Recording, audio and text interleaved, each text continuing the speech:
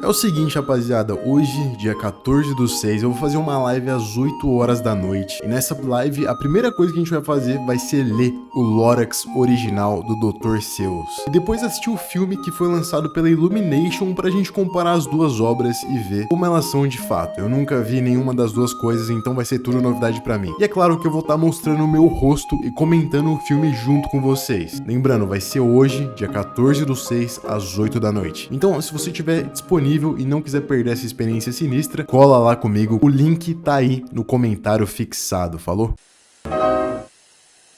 Fala, rapaziada, hoje a gente vai analisar o episódio de Apenas um Show que fala sobre ciúme, tempo e angústia existencial. É um episódio muito bom e que me surpreendeu positivamente. Inclusive, eu tô maratonando Apenas um Show e anotando os melhores episódios pra fazer vídeo. Então deixa aí nos comentários os seus preferidos. Agora, sem mais enrolação, vamos lá. O episódio começa com o Rigby e o Mordecai na cafeteria vendo o trailer de um novo filme que vai estar nos cinemas naquela mesma noite. Os dois ficam bem impressionados e o Rigby confessa que já comprou 2 ingressos pra noite de estreia. Ao que o Mordecai responde que ele já tem 2 ingressos para um filme chamado Irmãs de Pijama 2, com quem ele planeja ir com a Margarete. O Rigby claramente não gosta muito da ideia e fala que o filme é muito ruim porque ele já viu na pré-estreia. Elas só ficam sentadas conversando sobre sentimentos completamente vestidas. Que piadinha sutil em Apenas um Show, só safadezas aqui. E bem na hora que os dois iam começar a discutir, a Margaret chega pra avisar que a comida tá quase pronta, afinal ela trabalha ali. E o Mordecai já ia falando com ela, só que ele fica muito nervoso pra convidá-la pra sair, ao que o Rigby responde isso aqui.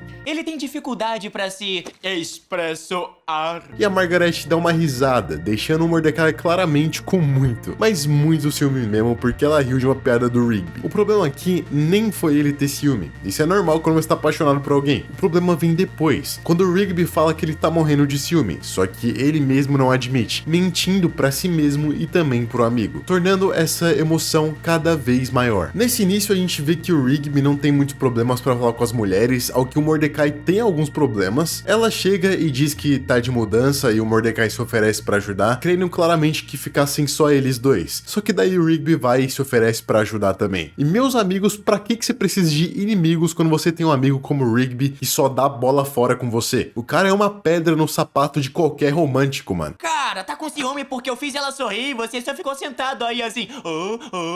Isso é muito interessante de se notar, porque geralmente quando você é uma pessoa mais nova e que não teve muitas experiências românticas, você acaba ficando nervoso pra falar com quem você gosta. Essa é uma ansiedade natural por falta de prática mesmo. É como se estivesse acontecendo uma guerra dentro de você, entre o desejo de você falar com quem você gosta e o medo de falar com quem você gosta. Talvez o medo venha de uma insegurança por você não ter prática, e o desejo vem de você querer ser aceito por aquela pessoa. O confronto dessas duas coisas cria a angústia, e mais especificamente a angústia existencial, que é quando você percebe que tem escolha do que você pode e do que você não pode fazer. E essa é uma ideia de Kierkegaard e também remete a Sartre, que dizem que a angústia é uma experiência essencial do ser humano, aquela ansiedadezinha só por estar vivo e que nunca vai abandonar a gente. Em alguns momentos ela se intensifica, em outros ela é menor, mas ela sempre vai estar lá, esperando que você perceba ela. E geralmente, quando você percebe ela, você entra no famoso desespero existencial. E esse episódio pra mim representa muito bem essa ideia, porque aos poucos o Mordecai vai entrando nesse desespero existencial. E no dia da mudança, o Mordecai e o Rigby ficam ali ajudando a Margaret e o Rigby continua fazendo ela sorrir, irritando o Mordecai. Vai acabar vendo o Jantar dos Zumbis comigo mesmo? Não vou nada, para de estragar as coisas. Essa fala me mostra que o motivo do Rigby estar sendo tão impertinente é porque ele quer muito que o Mordecai acompanhe ele pra ver o filme. E é por isso que ele tá sendo tão chato, porque ele quer minar todas as chances que o Mordecai tem com a Margaret. Só que nesse momento aqui entra o ápice, porque assim que o Mordecai começa a finalmente falar, o Rigby entra por cima dele falando e apresenta os 2 ingressos pro filme que ele tem, e convida a Margaret pra ir no cinema com ele. Então o cara, além de ser um empaca foda, é talarico ainda por cima. Que isso, cara? O Rigby tá morrendo de vontade de ficar careca, velho. Tá bem, vou te dar outra chance se admitir que tá com ciúmes. Mas eu não tô com ciúmes. E por mais que ele negue, é visível pra gente que ele tá morrendo de ciúme por dentro, e se ele pudesse ele matava o amigo ele mesmo, mas ele não pode. Ou será que pode? Depois disso, os dois vivem o dia ali, esperando a hora de ir ao cinema, e quando chega perto da hora, o Rigby olha o relógio e fala que falta muito pouco pra ir. O Mordecai pergunta se ele tem certeza disso, e ele vê que o relógio tá sem baterias. Daí, a gente descobre o que o Mordecai é capaz de fazer quando está com ciúme, no que no caso é simplesmente pegar todos os relógios da casa e colocar no micro-ondas. O interessante dessa parte é ver como um sentimento consegue mover uma pessoa, e mais do que isso, o Mordecai em nenhum momento ali para pra admitir que ele tá com ciúme. Ele fica em negação o tempo inteiro. Me parece que quando alguém sente ciúme, aquele sentimento toma conta da mente racional dela, fazendo com que ela faça coisas irracionais. É tipo quando você fica bêbado e começa a fazer coisas que você não faria, ou falar coisas que você não faria quando tá no seu estado normal. O ciúme funciona meio que como um inibidor da razão, e nesse caso é tipo colocar relógios no micro-ondas. Ninguém faria isso em sã consciência. Isso aqui pode explodir uma casa, tipo, nunca coloque nada assim no micro-ondas. Isso fica claro quando a gente vê aquelas notícias de quando alguém mata outra pessoa por ciúme extremo. Isso acontece quando o indivíduo não admite pra si mesmo que sente esse nível de ciúme e perde o contato com a realidade, ficando com uma visão distorcida da paixão que ele sente. Afinal, nenhuma paixão ou ciúme deve distorcer alguém a ponto dessa pessoa fazer algo imoral, como matar outra pessoa, ou, novamente, colocar relógios no micro-ondas. O Mordecai não admite o ciúme dele, tal qual uma pessoa viciada em cigarro ou álcool também não admite que tem vício naquela coisa, achando que pode parar a hora que quiser, sendo que não pode. O ciúme também tem muito a ver com paranoia, assunto esse que eu já tenho um vídeo aqui no canal, um deles inclusive de apenas um show. Então depois que acabar isso aqui, vai lá ver. Mas agora que eu falei tanto sobre o ciúme, qual que será a forma mais efetiva de lidar com ele e finalmente fazer ele se dissipar? Bom, a forma mais efetiva de lidar com o ciúme, na minha visão, é conversando com o seu parceiro, ou consigo mesmo, tendo uma conversa honesta sobre o que você realmente tá sentindo, e o que tá acontecendo e admitir que você tá sentindo isso. É muito fácil criar paranoias quando você tá com ciúme. É uma das coisas mais fáceis de fazer. E uma das principais fontes de ciúme é justamente uma paranoia. Seja ela de infidelidade ou de um cenário que você criou na sua cabeça. A melhor forma de sair disso é encarando a realidade como ela é. Nada do que tá na sua cabeça tá acontecendo na vida real. Simplesmente olhe para o mundo como ele é, de maneira fria, com todos os acontecimentos que nele acontecem.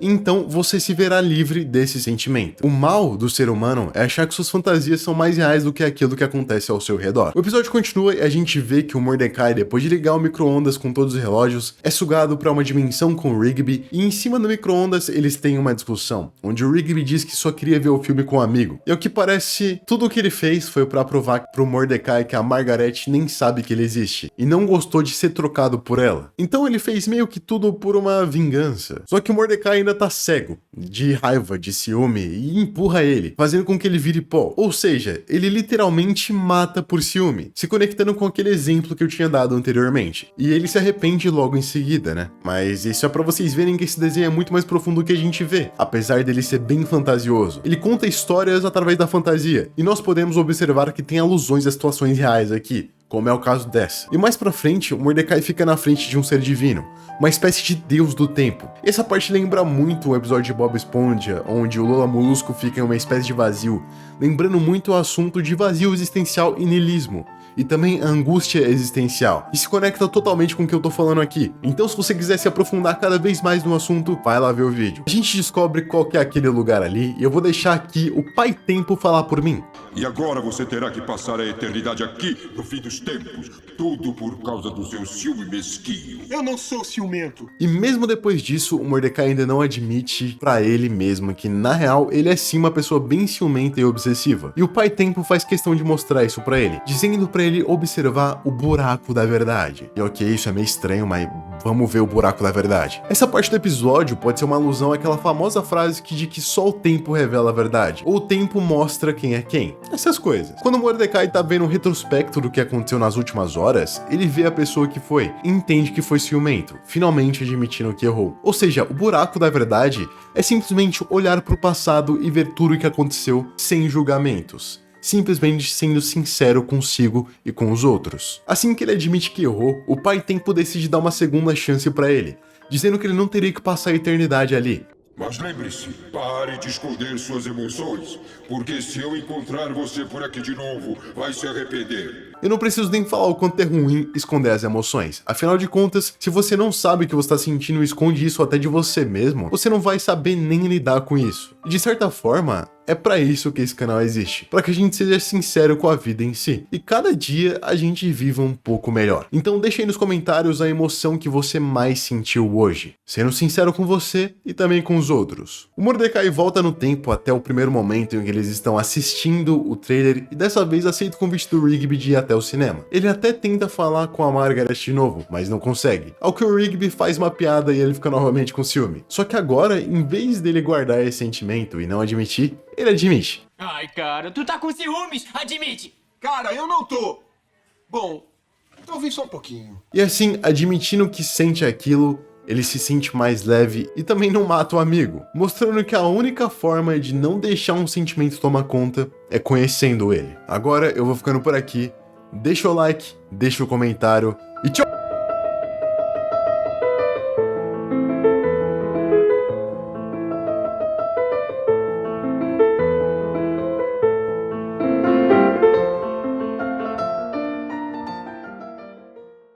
ハムレット R